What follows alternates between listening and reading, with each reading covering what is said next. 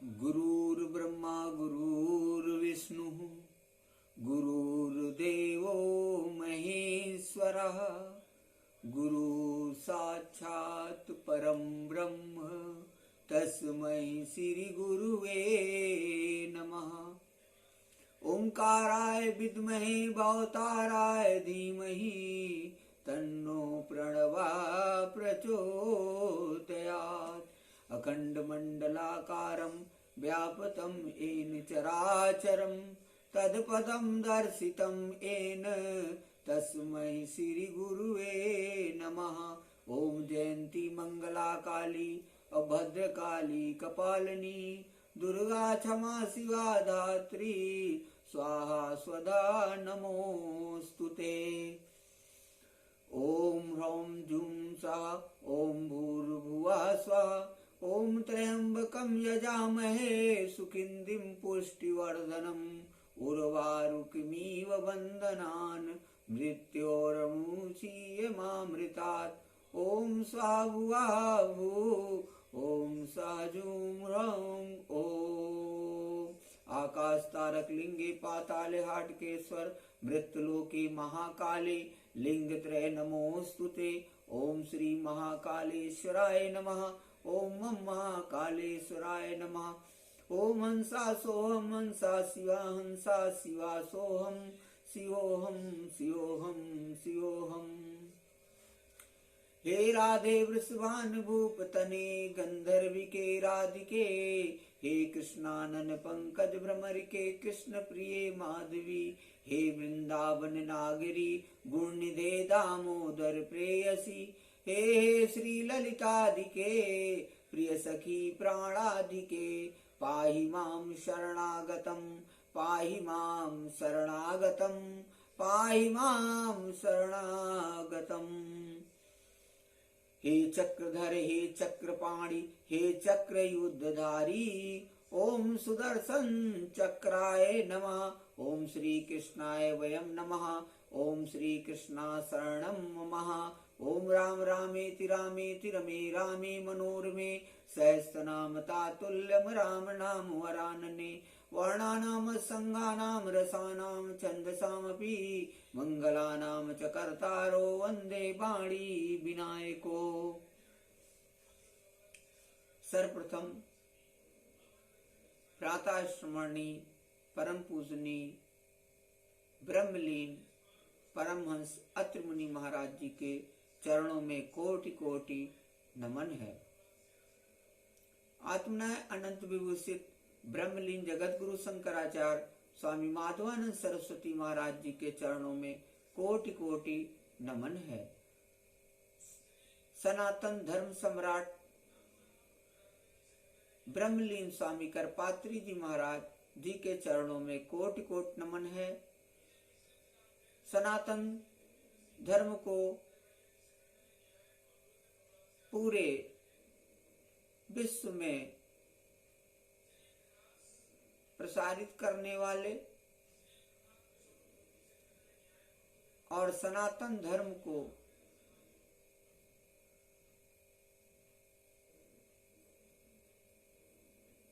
उत्तरोत्तर और अद्वैतवाद के संस्थापक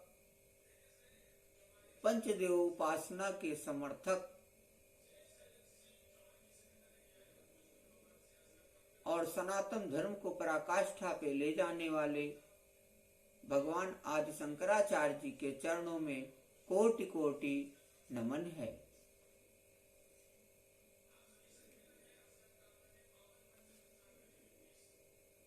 आज की कथा में श्री भक्तमाल में बड़ा ही सुंदर भगवान के 24 अवतारों का वर्णन किया गया है।